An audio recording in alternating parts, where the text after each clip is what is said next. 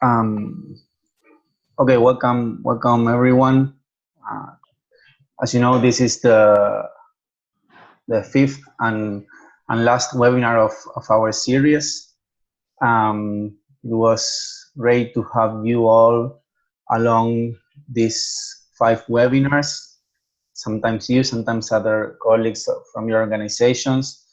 And today we have Amanda Jones from the Overseas Development Institute.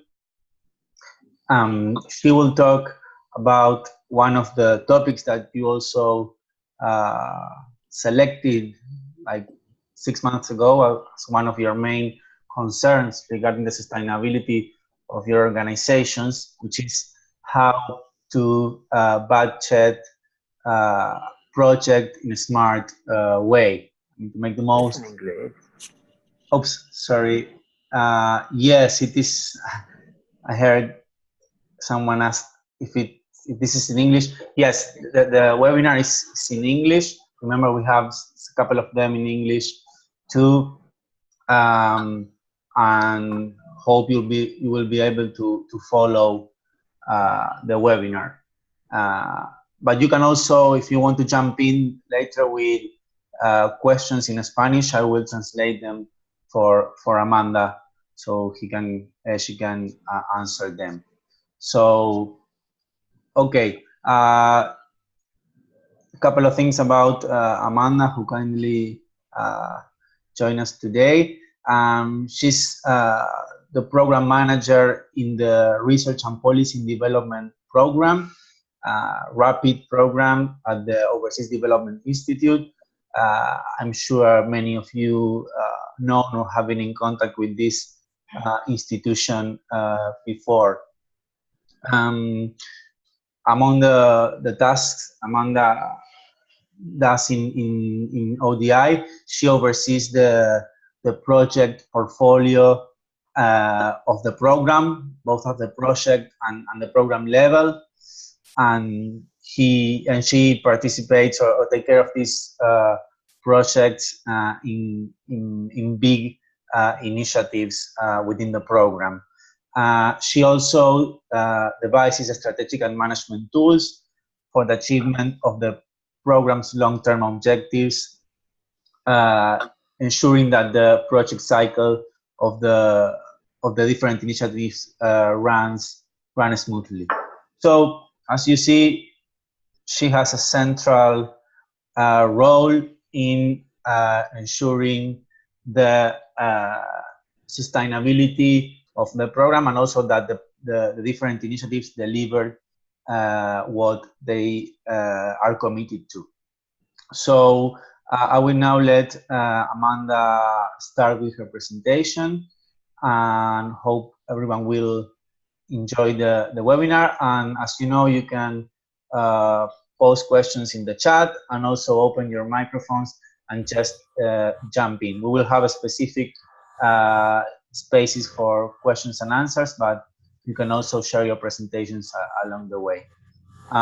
Before that, Remy saying that she can't listen. It's weird because everybody else is listening. Okay.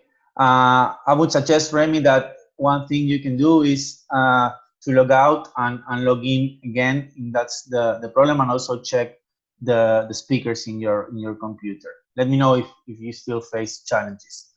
Hi, Mitchell. Okay, let's start. Amanda, all yours now. I'll be supporting you from this side. Oops. Thank you, Leandro. And hello, everyone. Thanks for firstly taking the time to be part of this webinar, and thank you to Leandro and On Think Tanks for giving me the opportunity to come here today and talk to you. As Leandro said, apologies, I don't speak Spanish. I think the only Spanish phrase I do know is "Lo siento, no hablo español," which I think is very relevant. So I apologize about that, but as Leandro said, if you do have any questions in Spanish, feel free to pop them in the chat and he can translate those for me, and I will try my best to answer those. But firstly, as Leandro said, the topic that we'll be looking at today is smart budgeting for think tanks, and it's smart project budgeting for think tanks. So just as a sort of caveat at the start, we won't be looking more at the organisational budgeting side. We'll be focusing on specifically on project budgeting, so that's projects that have a start date and an end date. So we've got about 30 minutes or so, 20 to 30 minutes to go through the presentation. Thank you, Leandro, as well for the introduction about my role at ODI.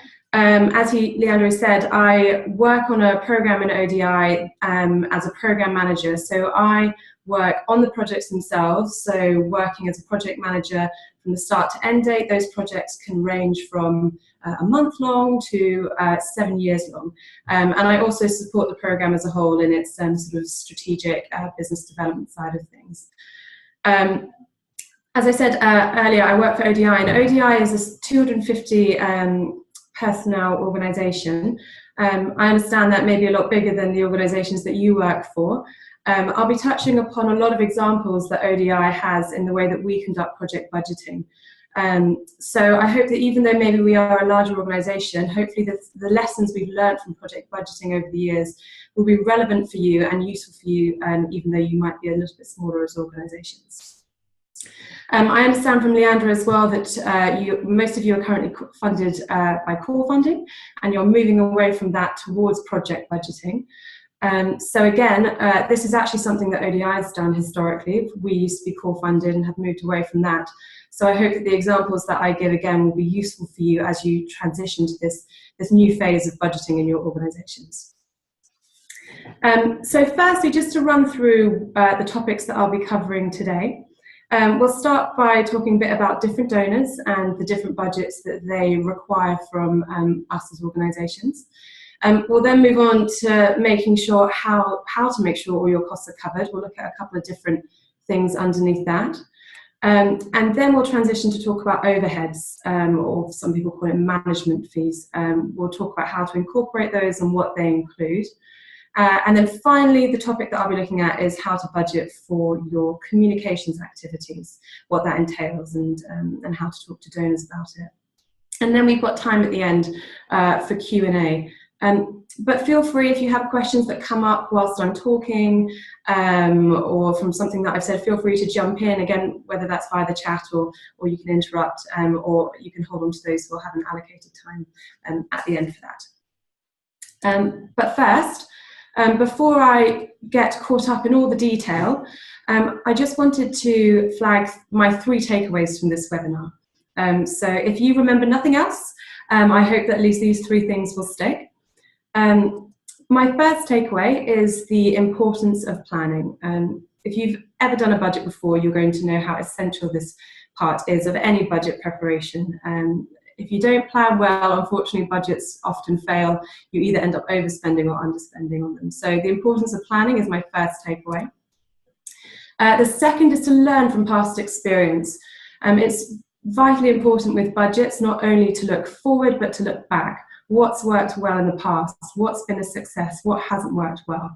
Learning from that and adapting your budgeting going forward so that you can provide a successful budget the next time around. And my third takeaway message is to understand the donor. Donors will have different requirements. They will have different ways of speaking sometimes, the way we talk internally. So understanding the donor, what they want from you, will hopefully lead to you creating a successful budget and in the long run, a successful project. So those are my 3 takeaways. But moving on to the first topic, which is different donors and different budgets. So what I thought I would start with is just talking about the 3 most common types of budgets that we encounter at ODI. And there will be other examples outside of this, but these are the ones that we most often encounter. So the first is a fee rate budget with reimbursables. This probably makes up nearly 80% of the budgets that we work on. The fee rate budget is your full employment cost of a staff member plus the overheads. I'll talk about overheads a bit later in the presentation, but that's what a fee rate budget looks like. So it covers all of your costs for all of the staff involved and all of the additional costs you would need, and then you add your reimbursables or your direct costs on top of that. And that's the most common type of budget we work with. The second budget we often get asked for by donors is a full employment cost, or effect budget. These are costs where you basically have to break down the fee rate budget a bit more. So you're splitting out the cost of the staff member, the cost of the overheads, the indirect, the direct costs. So it's a lot more of a detailed budget with a lot more of a breakdown. And again, at ODI, these tend to make up more, about 15% of our projects, so not that many. Normally specific donors in the UK, at least Research Council donors, will ask us for those type of budgets. But the final budget we often get at ODI is a lump sum budget. These are rare, these are wonderful when you get them. They provide a lot of flexibility when you do get them. They are often when you submit just a lump sum to provide a service. Often these are more likely than not given when you're providing one output, so running an event or delivering something at a conference. So those lump sum budgets normally fall under that. This list isn't exclusive, it's just the most common ones that we get at ODI. So moving on then to talk about, in any of those budgets that you get from donors, how do you make sure that all of your costs are going to be covered? So firstly, I just want to touch upon fee rates. As I mentioned earlier, our fee rates at ODI include our overheads. So when we are submitting a budget to the donor, the most common budget we submit a fee rate for each of the staff members to multiply by the number of days they work. And that fee rate will include not only the cost of that staff member, but all of the other overheads on top of it. So as I said, that includes the full employment cost, which is the salary, the pension contributions. In the UK, it's the national insurance contribution, and then it includes the overhead as well. And importantly, with the fee rates, how we explain those to donors. Donors will often, in the past, they have asked us how our fee rates are broken down, what they include. It's really important to give all that information to the donors, but importantly, we also mention these three key things to donors when we're talking about our fee rates. We talk about value for money, a favourite word of any donor.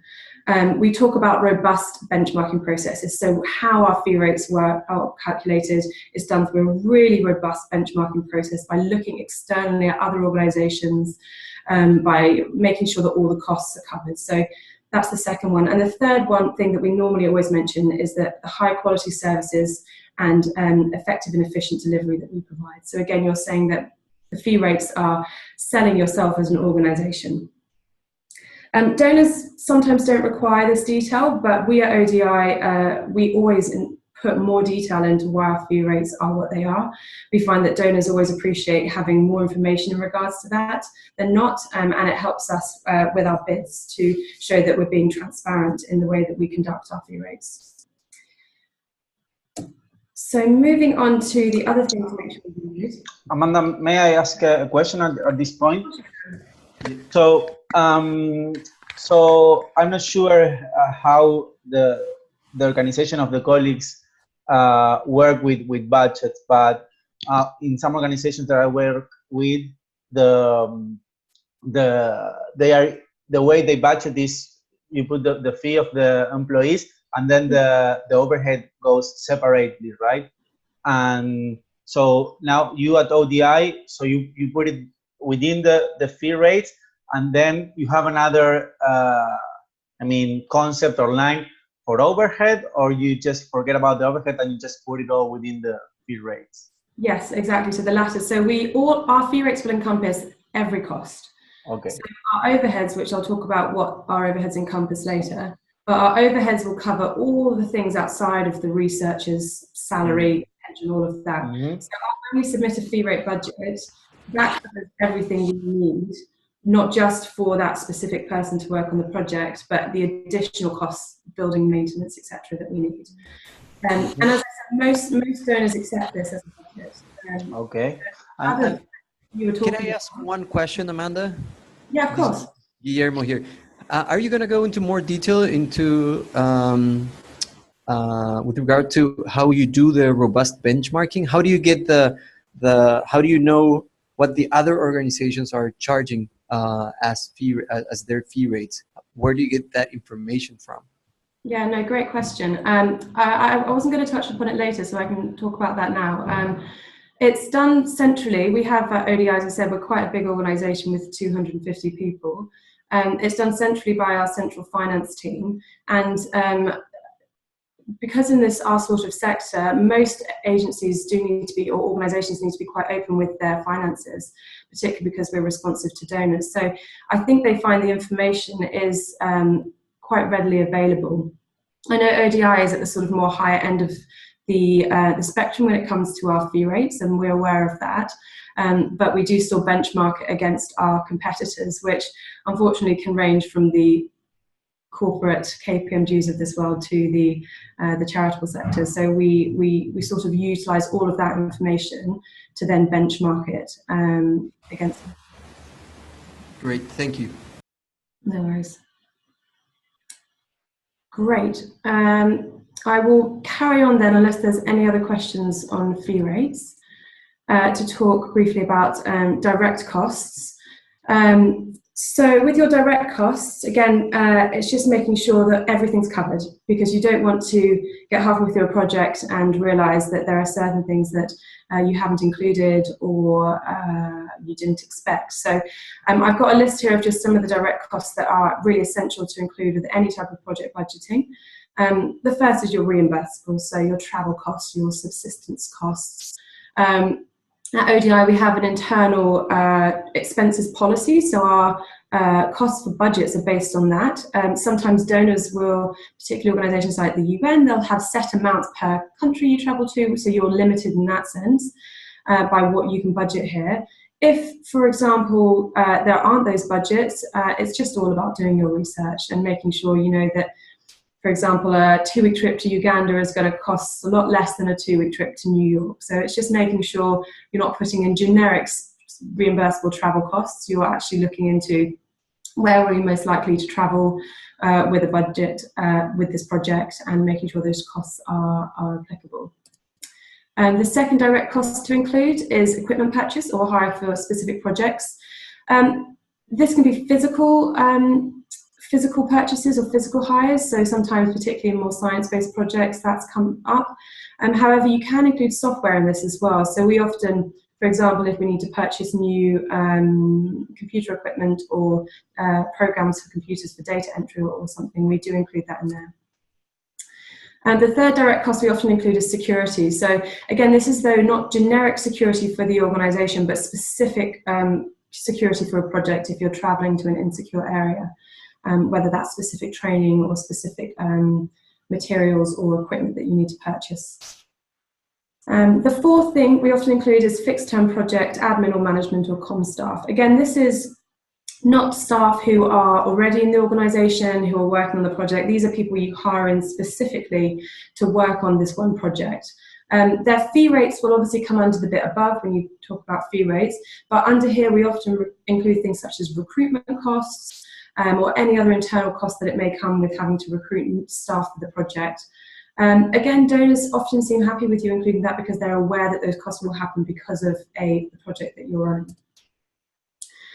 The next is project-specific communications and dissemination costs. I'll talk later in the presentation more about what those costs should entail and how to get donors to cover them, but in regards to where you put those in a budget, they should come under your direct costs.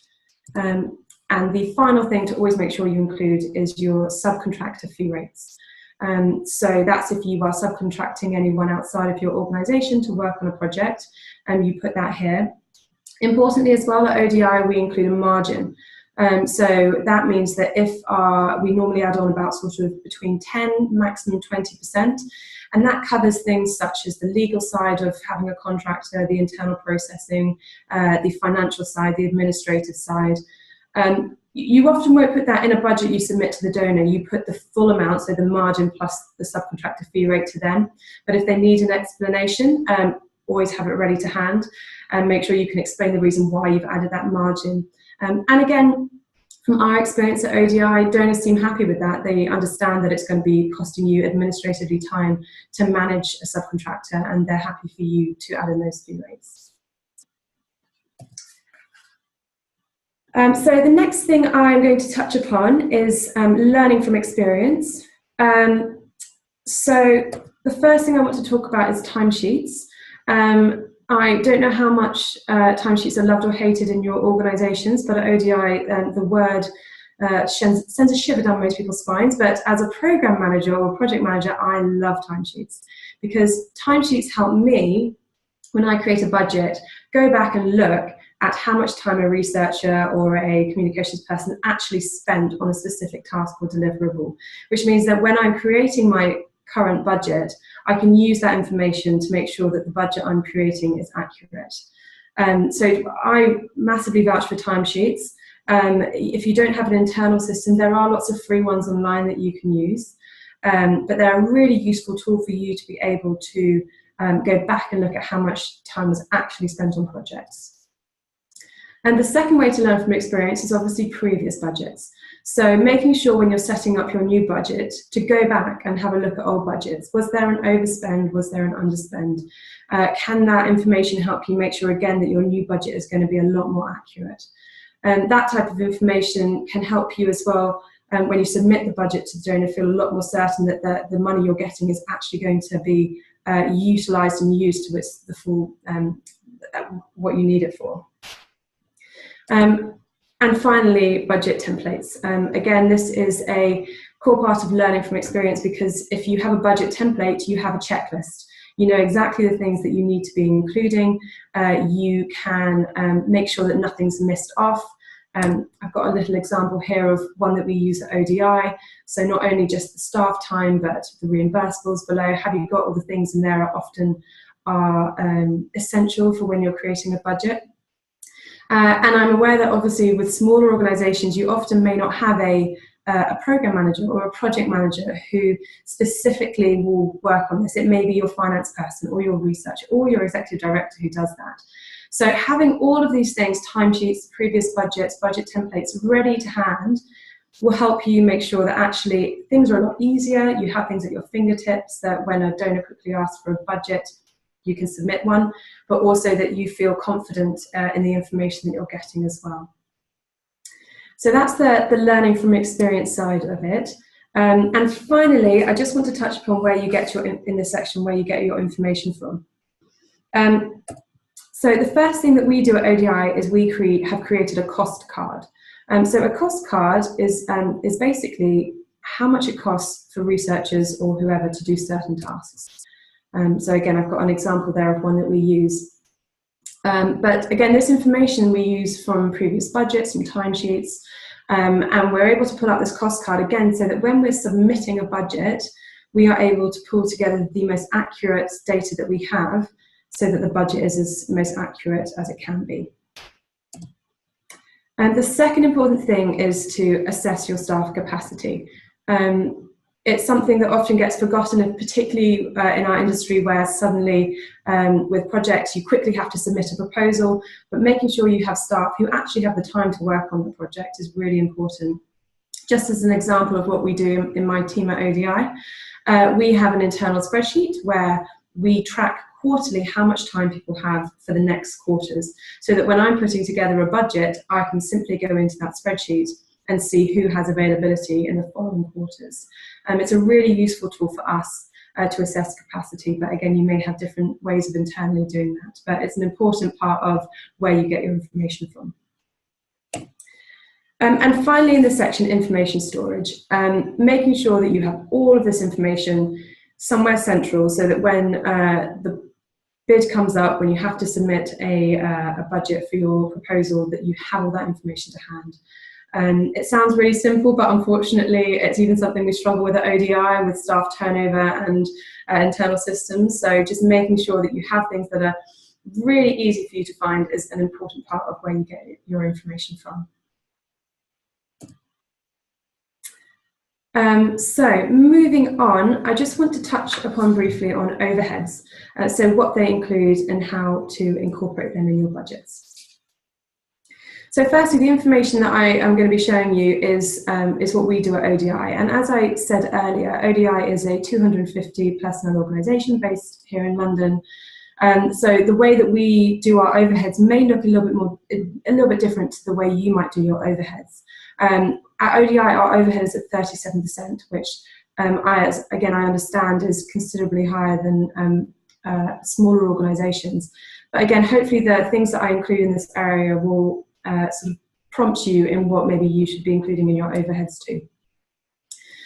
So what to include? So the first is we include our estate costs. So that's things such as your rent or your fixed assets in the building.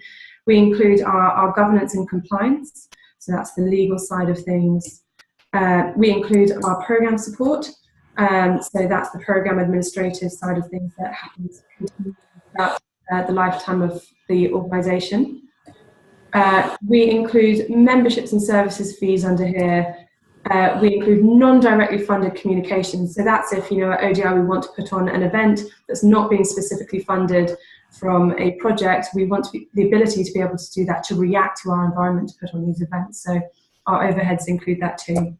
And finally, under overheads, we include the development of innovative research programs. So again, being able to be responsive is what think tanks want. We want to be able to have that flexibility. And so within our overheads, in addition to the things we have to cover, we try and include the things that we would like to be doing as well.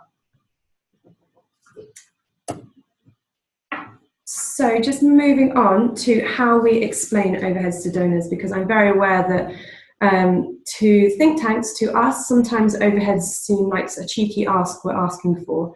When actually we have found at ODI, most donors will accept the overheads because they understand that as an organisation you're not going to be able to function without those overheads being covered. So what I thought might be helpful here is just to give you some of the terms that we use at ODI when explaining our overheads. Similar to what I said earlier with fee rates, we always include an explanation in our bids and proposals, even if the donor doesn't ask for it. We want to be transparent. We want to be able to show them that we are giving them the best value for money, in the sense that we are making sure that all the money we're using is being used as it should be. But here are some words that we use. So we really clearly state that we don't have any central core funding, which means that we cannot do all this other stuff based on core funding. We talk about the fact that our funding model relies on recovering all of our costs.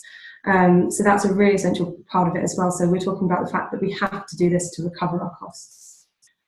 We talk about the fact that an individual's fee rate reflects the total actual cost of engaging that person. So we're not, for their fee rate, we're not going over and above. We are including everything we believe is essential for us to actually engage that person for working at ODI. And finally, we talk about our reputation. Again, as organisations, it's important to slightly toot your own trumpet here and say, the reason why we have to include our overheads is because we, as an organisation, have reputations such as ... So it's, with overheads, though, it's not just as important. It's important not only to justify it to donors, but also internally have this information ready to hand, because for you as an organisation, particularly you have to do what I stated earlier as a full employment cost effect rate budget. This information, overheads, you'll need to break down anyway. So I know from previous smaller think tanks, often they just include a rough number, but really breaking it down is a really useful way to make sure you're covering all your costs and you're not ending the project at a loss for the organisation. So moving on to the final thing I wanted to discuss today, it's around budgeting for community. Can I interrupt? Just yeah, one thing on overheads. So you said your overhead is 37% at ODI, right? That's correct. Yeah. How do you deal with the fact what happens to us a lot? Our overhead is pretty similar to that. Mm-hmm. Is that when you go to specific donors, for instance, IDRC, they have a cap on the overhead at 13%. Mm. Some other donors don't accept any overhead at all, and so how do you deal with that? What kind, just to take this your ideas to our work, what kind of, can you give us some idea of the kind of donors that you have, and how do they have the flexibility to accept an overhead that's beyond what many of them do accept? You know what I mean? Yeah, no, thank you. That's a great question. So ODI, we are roughly 60% funded by governments all over the world. We have about 30% of our funding is by foundations, trusts and foundations, and the remaining 10% by various others.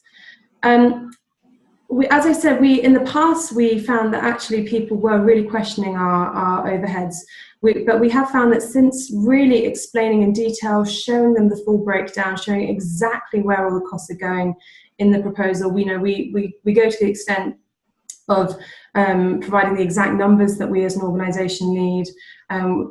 That really has helped us tremendously in gaining this funding. We've really, since then, donors have stopped pushing back on us in regards to that. For donors who would say they wouldn't accept an overhead, unfortunately, I think that comes down to an organisational decision as to whether or not that's the type of money you want to be going for. We have got a couple of, so in the UK, for example, the research councils fund projects at only 80% of the overall cost. So we run those projects as loss leaders. But what that means is we have to then have other projects where we're able to make margins on to balance that out. So it's an internal organisational decision, I believe. If you can go for smaller or certain projects where you are losing money, but others where it balances it out, that's an internal budgeting decision. But as I said, at ODI, everything has to go through our financial team, and they will often push back on any projects that don't allow us to include our overheads, and often we aren't able to actually even go for those bids. Okay, so you would say that in most of your projects you are able to get that 37% overhead? Absolutely, yeah. Most of our projects we are able to do that. Okay. As I said, when donors do question it, when we provide the explanation, that seems to make them understand why. Great, thank you. No worries. Great. Okay, well, if there's no other questions about that, I'll move on to talk about budgeting for communications activities, which is, as I said, the final sort of topic that I'll be looking at. So I've put here just key tips for securing funding for communications activities. I think if you'd come to ODI about 5-10 years ago, we would have said that we struggle with getting donors to fund communication activities. We have found, though, that actually donors are changing their outlook on communications activities, their understanding of it. It's no longer acceptable to a donor to create a research report or a product and then pop it on the shelf and not do anything with it. They want to see this dissemination. They want to see what's happening to it afterwards. So we have found that actually donors are a lot more open to having communications activities included in budgets. But just a couple of things that we do at ODI. Similar to our fee rates, we create a cost card. So making sure you know exactly what the cost will be. Don't just put in a rough figure, but if you're producing a certain report, for example, if it's a researcher's report, how much will the cost in regards to printing or editing? Having that cost card, again, will help you create more effective and accurate budgets. The second is to create a comms package. Again, this is donor dependent. Some donors will not allow this. They want a real breakdown in your budget. Others are happy to include a comms package where you offer them based on the cost card, so have all that information, you've done that budgeting, but you offer them a package and say, when we get to the end of this project, depending on what the outcome is, we could either do an event, or we could do a report, or we could do a infographic, whatever it is, but you have that flexibility within that. As I said, some donors don't allow that, others do though. My next tip is to plan who you want the research to reach, and then what's the best way to get it there. So once you know the what, you can work out how much it's going to cost. So again, it's that planning side of things. Again, make sure you're not just throwing in a communications number, but actually plan. Who do you want this to get to? What's the best way of getting there? How much is that going to cost to get it to that person? Is it an event, a closed event with some specific people in the industry? Is it an open event to the public? Is it creating sort of a 2-pager that goes to MPs? Whatever it is, it's really important to plan ahead at the start of the project and include those numbers in the budget. And finally, use the donor's language. As I mentioned earlier, donors are becoming increasingly well, they're more wanting to actually have these costs included, but they are becoming more concerned with what, research uptake and research impact. And in the budget, in the narrative side of it, if you include that type of explanation as to why you're including a communications budget, they will often be happy with that. They will understand why, and they will actually be pleased by the fact you're including that type of budget. As I said, if you'd asked us 5 to 10 years ago, this would have been a different conversation, but we have found donors are increasingly happier to include these costs in a budget. So, finishing up, but jumping right back to the start, the 3 takeaways that I mentioned. So the first, the importance of planning. Planning will help you create a successful budget. I cannot go on about planning enough. If you have the right information, if you plan it well, then you will create a successful budget. Unfortunately, not like this truck where it says there are no shortcuts. But the same is true for budgeting. There are no shortcuts. You do need to plan very well to make sure you create a really successful budget. The second takeaway is to learn from past experiences. Make sure you set up templates so you know what information to include. Have your cost cards ready to hand. Store all the information well. The more you learn from the past, the more equipped you will be to have budgets right and ready for the future. So learn from the past, and it will help you create better budgets. And finally, understand the donor. Speak the donor's language, read through all the information they provide. When they talk about dissemination, talk about dissemination, talk about value for money, research, uptake, and impact. And these are the words donors love to hear. So in your narrative side of your budgeting, include that wording too. And as I said, if you are able to demonstrate that you understand the donor, you put together a successful budget, and then they will believe that you're the best organization to deliver the project that they want. So that's my formal side of the presentation, but I believe we've got some time now for Q&A. If there's anything I've said that you've got questions on, or anything I haven't said that I can maybe answer, please do jump in. Great. Thanks, Amanda, for your presentation. Let's use the time for questions and answers. As I said, you can, if you feel more comfortable by sharing the questions in Spanish, I can translate them for Amanda. And also, if you need some translation in the response, I can do that too. Just let me point some of the things I find very interesting from your presentation, and also some questions. I don't know why. I'm curious about what is behind if there is something behind the decision of putting the overheads within the rates and not outside, if there is any rationale without that, because as I said, at least in the organizations I used to work with, but we used to put it separately. That's one thing. I mean, and then I think I find very useful, the rapid program at ODI, and I guess all the programs have this advantage of having a resource like you that takes care of projects and budgets. But in many organizations, smaller and with other budget, sometimes have the same researchers that need to budget, and prepare the budget. That used to be my case, and it is now. And I find very useful. It's always a challenge when you need to budget something and you don't have information about what numbers you put for that in other projects. So it's about time and also about coherence, right? To be coherent with the donor.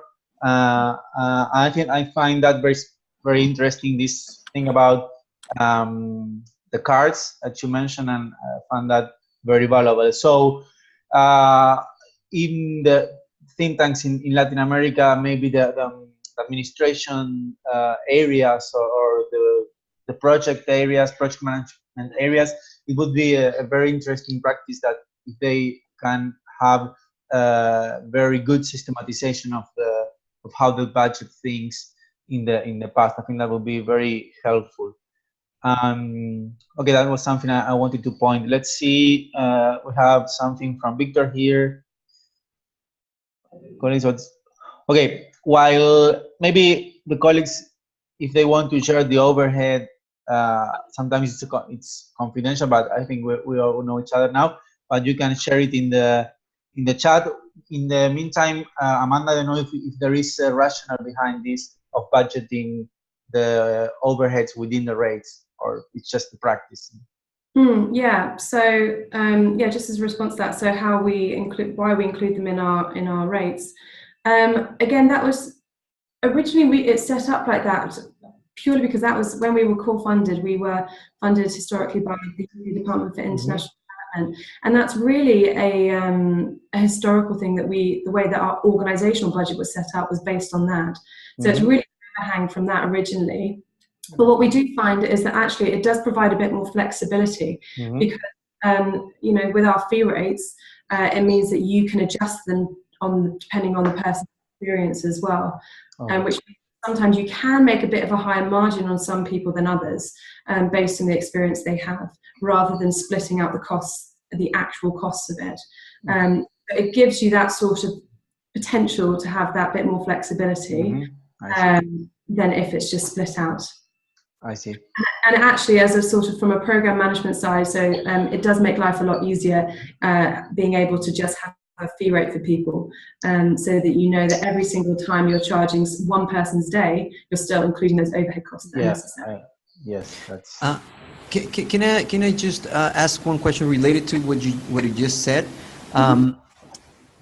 So will you charge the same fee rate for the same person to any different donor, or will you vary that fee rate depending on the donor? You know what I mean? Yeah, absolutely. No, good question. So we, when we, again, this is sort of stepping slightly back into organisational budgeting, but when we set up budgets for programmes at the start of the year, so that fee rate is what they will use when they go, because as I said, I'll be doing most of the budgeting, but research stuff will often go into conversations. So they will bring that set fee rate, but often we find that some donors allow for more of a higher fee rate. So we often will bump up fee rates when we can, because obviously we try to do that in the most sort of, in a way where we feel the donor is able to allow to pay us that bit more.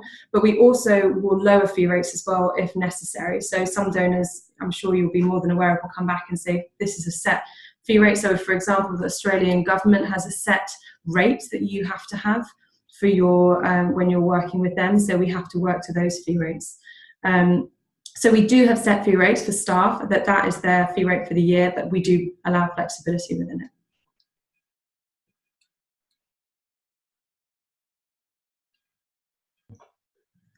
Great. So okay, you can see that overheads in our region are far from ODIs. You have some exceptions, but yes, it is around. Well, I have been discussing this with some think tanks. Some of those are present now. I would say, I don't know. It has to do with your context, your country, and what is the practice there, and benchmark with other organizations. But I think 7% is very low. And the challenge is, how do you move from low overhead to something a little bit higher? I guess it needs to be incrementally or something like that. Yeah. I mean, really, the first thing, and I'm sure every single organisation here has done this. You have to make sure your costs are covered. That's the important thing. You can't be running at a loss as an organisation, because you'll end up having to close down. So that's the most important thing. But you would see in our overheads there were the sort of additional things. So the fact that we want to run non-funded project communication events, for ODI, that's something we see as like a sort of essential part of who we are, that we can provide these events. So our fee rate goes up when we include things like that, or being able to do innovative programming. So I think you should always have your starting point, which is you cover what you have to do to function as an organization. And then depending on the donor, see if you can get that higher and higher, because if you can take those out of the overhead costs, you can include those in specific project costs. But again, when you do that, you lose the flexibility to use that money for an event, for example, that you want to do. So the starting point is make sure all your costs are covered, and then if you can include the rest, that's the way that we've done it. Yes, that is pretty obvious, but sometimes you lose that perspective, and you end up budgeting things, and then it's not enough for all the work you need to do when the program is running. Absolutely, yeah. And actually, the reason why ODIs are also very high is because we're 250 people. But our central service costs are covered in our overheads. So it's the researchers themselves who charge fee rates, but we have, for example, we have 15 people in our finance team, we have 10 people in our HR team, my role as a project manager, so our administrative operational sides, none of those, we're not fee charging people. So all of our costs are included in the overheads. So again, if you're putting together a budget, you could break it down so that your HR, all of that is in there as fee rates. But again, at ODI, we think it's much easier for us to do it as an overhead. Okay. Great. We have a question here from Carmen in El Salvador. He asks, who should certify your indirect cost and overhead? Is it clear, or what do you understand by certify? Auditors, yes. So we get yearly auditors. Okay. Sure of the certifications there, if we do that, but we get yearly, we get audited, and our auditors will come in and do a sort of long audit, and they sort of choose projects to audit, and they're external auditors as well. And again, those costs are covered in our overheads to pay for those auditors to come in every single year as part of the financial cost of running the organisation. Is that what, sorry, Carmen, was that what you were after in regards to certification? Brilliant. Great. Okay, also in terms of being cautious with budgets, I remember in the organization I used to work, because in my country we have a lot of inflation. So that's also another thing countries with inflation needs to consider, right? Like I remember when budgeting projects every 6 months, we will add a little percentage, to don't be below under the inflation rates. That's something that you need to consider too. Absolutely, yeah. No, that's a really important thing I didn't mention is inflation. We at ODI do the same thing. We will include inflation in yearly budgets. So we will include a 3% inflation per year if it's a multi-year budget.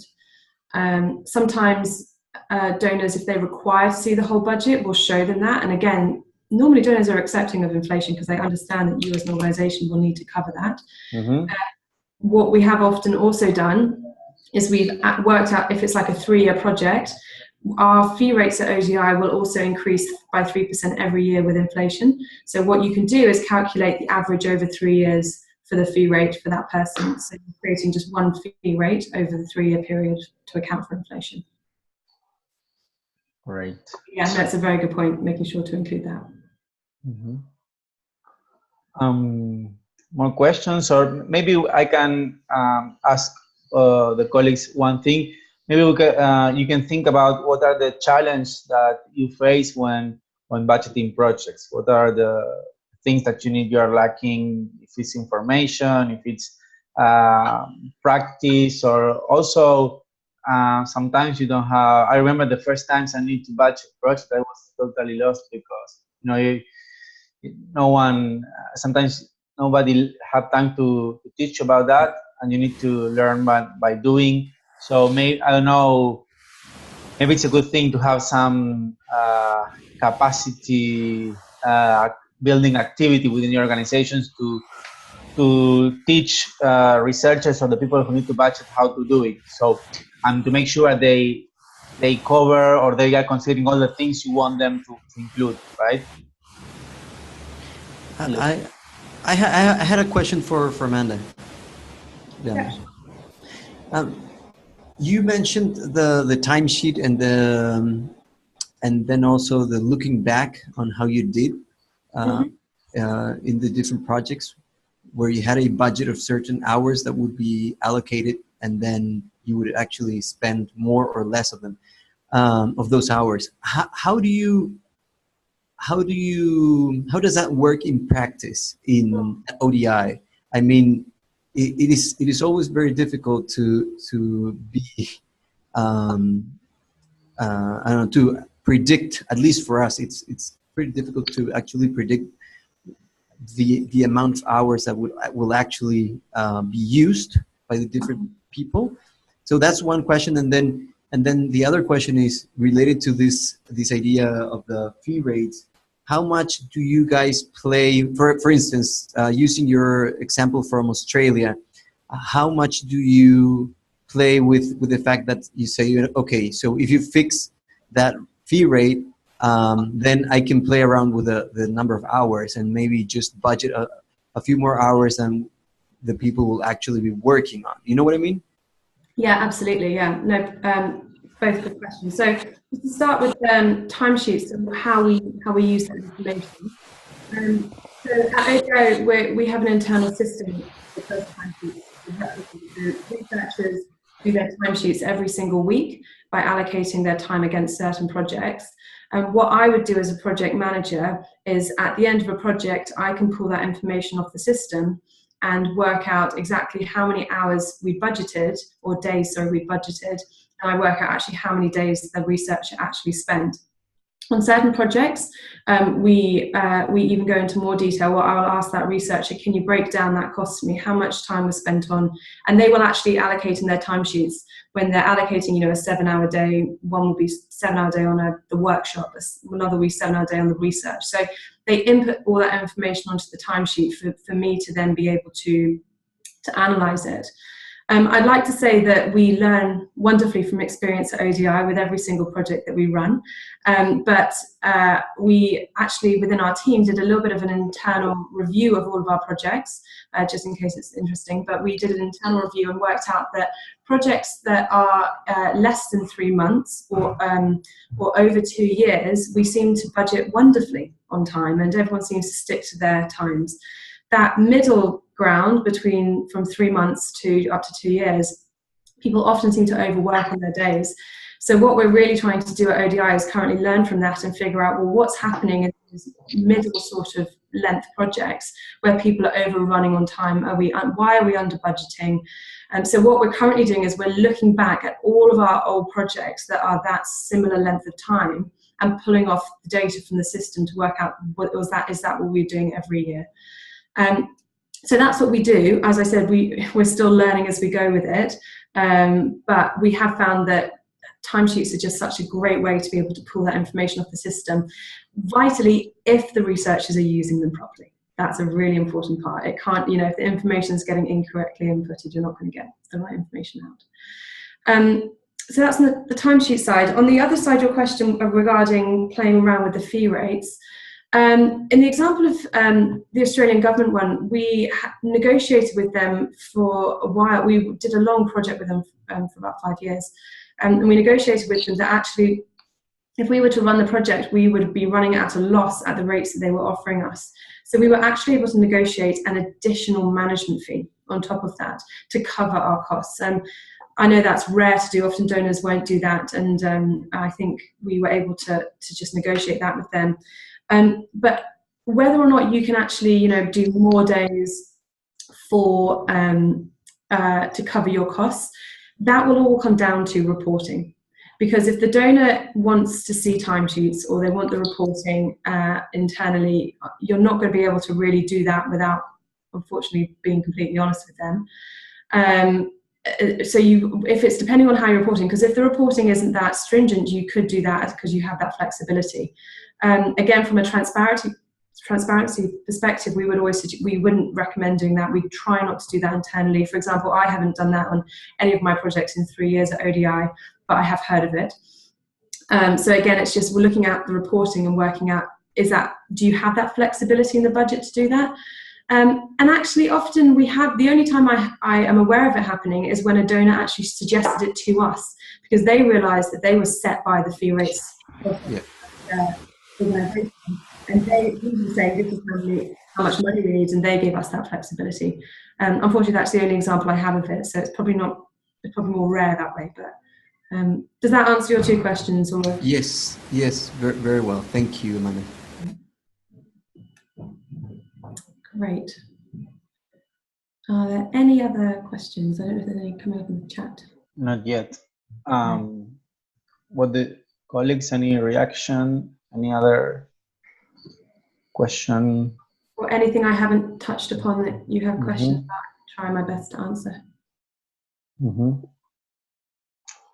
Sure. Of course, as you know, any question there? Okay, just while you think, remember that as usual, Amanda in this case will be available for the next week to answer further questions that you might have, and the way you share questions with her is in the Moodle platform, right? Okay. Where else?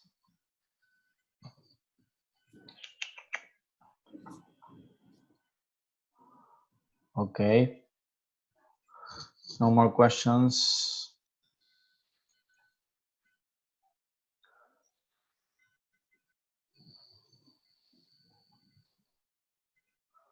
Great.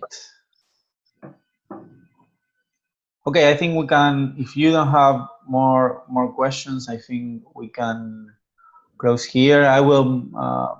Leandro, yes. I just asked you if you are going to share with us the presentation.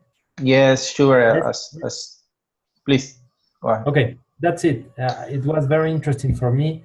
I'm going to ask something to Amanda, but in the through the not through the forum, but in the next few days. I have to think about the process I have heard today. Yes, no, that's totally fine. The interesting thing is that Michelle, in this case, is the coordinator of the ILAIPP network. So the way you budget things and the things you need to consider, I guess, would be we have some tweaks regarding how an organization budget projects, but that will be very interesting if you have questions for Amanda. And yes, the presentation is already uploaded in the Moodle platform, and I will upload the recording in the next hours. So you will find everything available there. Okay. Okay, it seems that we are done for today. While you think, if you have any other question, let me remark that this is as I said, the last webinar of the series. We have gone through different topics and issues that you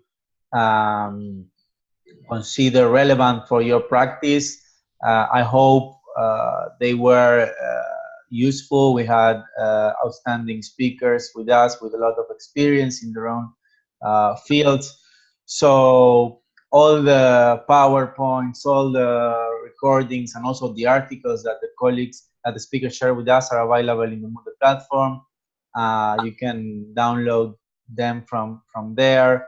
And I will share, as usual, a brief evaluation form about the webinar today, but also I would ask you to fill evaluation forms of previous webinar that you have not filled yet. It is always important for us to improve for future activities.